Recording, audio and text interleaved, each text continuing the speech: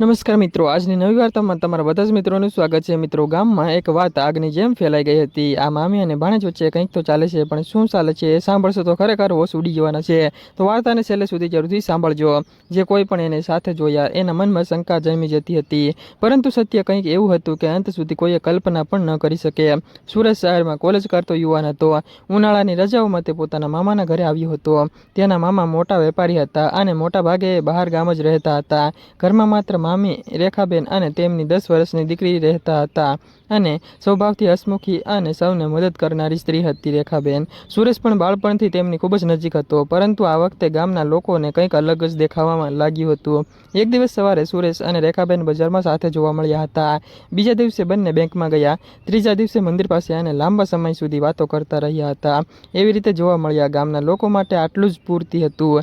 ભાઈ કંઈક તો છે, નહીં તો રોજ સાથે કેમ ફરે? મામા તો ઘરમાં હોય જ નહીં। ધીમે ધીમે વાતો આખા ગામમાં ફેલાઈ ગઈ। એક સાંજે પાડોશણ કમલાબેન બારીમાંથી જોઈ રહી હતી। સુરેશ ધીમેથી ઘરમાં પ્રવેશ્યો। થોડી વાર પછી રેખાબેન પણ બહાર આવી હતી અને બંને ક્યાંક નીકળી ગયા હતા। કમલાબેનના મનમાં તરત જ શંકા જાગી હતી। બીજા દિવસે આખા ગામમાં ચર્ચા શરૂ થઈ ગઈ હતી કે રાત્રે પણ મળવા જાય છે। આ તો હદ થઈ ગઈ હવે। હકીકતમાં તો સુરેશ અને રેખાબેન એક એવા કામમાં લાગેલા હતા જેની જાણ કોઈને પણ ન હતી, પરંતુ તેઓ એ વાત કોઈને પણ કહી શકતા ન હતા, કારણ કે બધું તૈયાર થઈ જાય ત્યાં સુધી વાત ગુપ્ત રાખવાની જરૂરી હતી। એક દિવસ સુરેશને ગામમાં ચૌરાહે કેટલીક લોકોની વાતો સાંભળવા મળી કે જુઓ, આવી રહ્યો છે, કેટલો સીધો બને છે। સમજદાર માણસ સમજી ગયા અને સુરેશને અંદરથી દુઃખ થયું, પણ તેને કંઈ કહ્યું નહીં। રાત્રે રેખાબેને પૂછ્યું હતું, સુરેશ, લોકોની વાતોથી તને ખરાબ તો નથી લાગતું? સુરેશે હસતા જવાબ આપ્યો હતો, સત્ય જાણીએ છીએ તો ડરવાની શું જરૂર? રેખાબેને પણ સ્મિત કરી, થોડા દિવસની વાત છે। ગામમાં શંકા દિવસે ને દિવસે વધતી જતી હતી।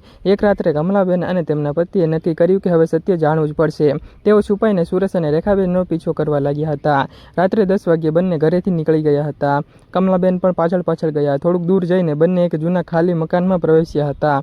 કમલાબેનનું દિલ જોરથી ધડકવા લાગ્યું હતું। હવે બધું જ ખુલશે। તેઓ ધીમેથી બારી પાસે પહોંચ્યા, અંદર નજર કરી અને અંદર જે જોયું તે જોઈને તેમના પગ નીચેથી જમીન સરકી ગઈ હતી। અંદર લગભગ 20 જેટલા બાળકો બેઠા હતા। ગામના ગરીબ પરિવારોના બાળકો। સુરેશ તેમને ભણાવી રહ્યો હતો અને રેખાબેન બાળકોને પુસ્તકો અને નોટબુક આપી રહી હતી। દિવાલ પર મોટું બોર્ડ લગાવેલું હતું, તેમાં લખેલું હતું, મફત શિક્ષણ કેન્દ્ર। કમલાબેનને પોતાની આંખો પર વિશ્વાસ ન આવ્યો। તેઓ શાંતિથી પાછા ફરી ગયા હતા। બીજા દિવસે પણ તેઓ ફરીવાર ગયા હતા અને આ વખતે વધુ ધ્યાનથી જોયું ત્યારે ખબર પડી હતી, છેલ્લા 2 મહિનાથી સુરેશ અને રેખાબેન ગામના ગરીબ બાળકો માટે એક શિક્ષણ કેન્દ્ર શરૂ કરવાની તૈયારી કરી રહ્યા હતા અને બજારમાં જવાનું કારણ સામાન ખરીદવાનું, બેંકમાં જવાનું કારણ દાનની વ્યવસ્થા કરવાનું હતું અને રાત્રે મળવાનું કારણ બાળકોને ભણાવવાનું હતું। પરંતુ હજુ એક સવાલ બાકી હતો, આ બધું ગુપ્ત કેમ રાખવામાં આવ્યું? એટલે કે કોઈને કહ્યું કેમ નહીં? તેનો જવાબ થોડા દિવસ પછી મળ્યો હતો। ગામમાં એક મોટો કાર્યક્રમ યોજાયો હતો। બધા લોકોને આમંત્રણ આપવામાં આવ્યું હતું। મંચ પર સરપંચ, ગામના આગેવાનો અને ઘણા જ બધા મહેમાનો બેઠા હતા। અચાનક સુરેશ અને રેખાબેન મંચ પર આવ્યા। બધા આશ્ચર્યમાં પડી ગયા।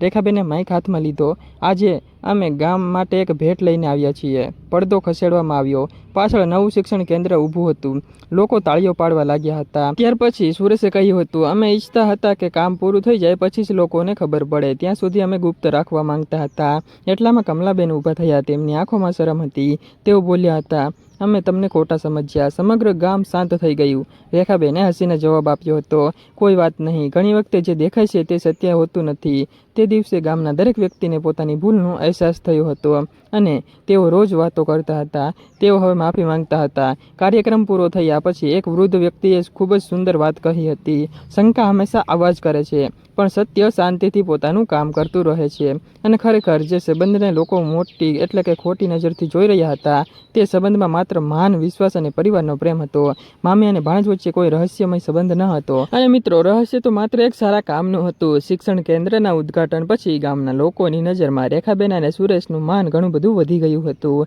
કારણ કે એ લોકોએ સારું કામ કર્યું। જેઓ કાલ સુધી તેમની પાછળ વાતો કરતા હતા, તેઓ આજે તેમની પ્રશંસા કરતા હતા। પરંતુ એક દિવસ ફરીથી ગામમાં નવી ચર્ચા શરૂ થઈ હતી। કારણ હતું, સુરેશ તે રોજ સાંજે શિક્ષણ કેન્દ્ર બંધ થયા પછી ક્યાંક જતો હતો અને આશ્ચર્યની વાત એ હતી કે રેખાબેન પણ ક્યારેક તેની સાથે જતી હતી। એક દિવસ કમલાબેને જોયું હતું, બંને એક જૂના ખેતર તરફ જઈ રહ્યા હતા અને ત્યાર પછી તેમણે વિચાર્યું હતું કે કોઈ નવું રહસ્ય તો નથી ને? જો કે આ વખતે તેઓએ કોઈને કંઈ કહ્યું નહીં। થોડા દિવસો સુધી આ જ ચાલતું રહ્યું હતું. સુરેશ અને પછી રેખાબેન અઠવાડિયામાં 2-3 વખત ત્યાં જતા હતા. ગામના કેટલાક લોકો ફરી ઉત્સુક બન્યા હતા. એક રાત્રે 2 યુવકોએ દૂરથી પીછો કર્યો.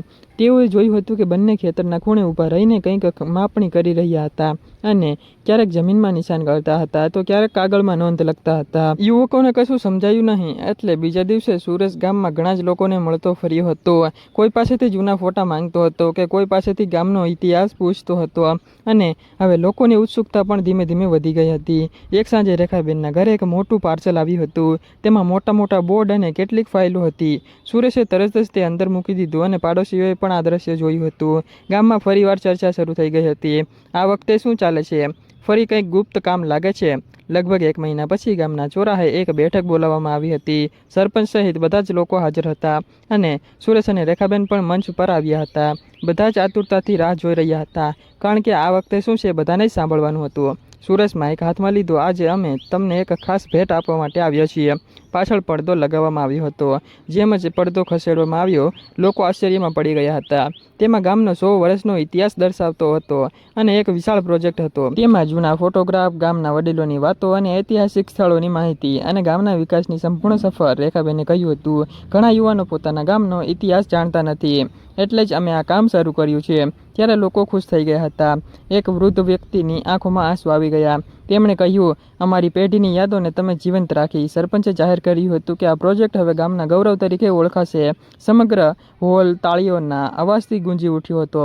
કાર્યક્રમ પૂરો થયા પછી કમલાબેન હસતા બોલ્યા હતા, સાચું કહું તો અમને ફરી લાગ્યું હતું કે કોઈ રહસ્ય હશે અને સુરેશે હસ્યો હતો. રહસ્ય તો હતું જ પણ આ વખતે પણ કોઈ ખોટું નહીં, ગામ માટે સારું જ હતું. આ વાર્તા ફક્ત ને ફક્ત કાલ્પનિક છે અને ફક્ત મનોરંજન માટે બનાવવામાં આવે છે. કોઈ પણ ધર્મ કે કોઈ પણ વ્યક્તિ સાથે સંબંધ હોતા નથી. તો મિત્રો કાલ્પનિક રીતે જ વાર્તા સાંભળજો અને મોજ કરો. કોઈ પણ લોકો દિલ ઉપર ના લેતા, કાલ્પનિક રીતે સાંભળો. સબસ્ક્રાઇબ કરી દેજો મિત્રો. ધન્યવાદ.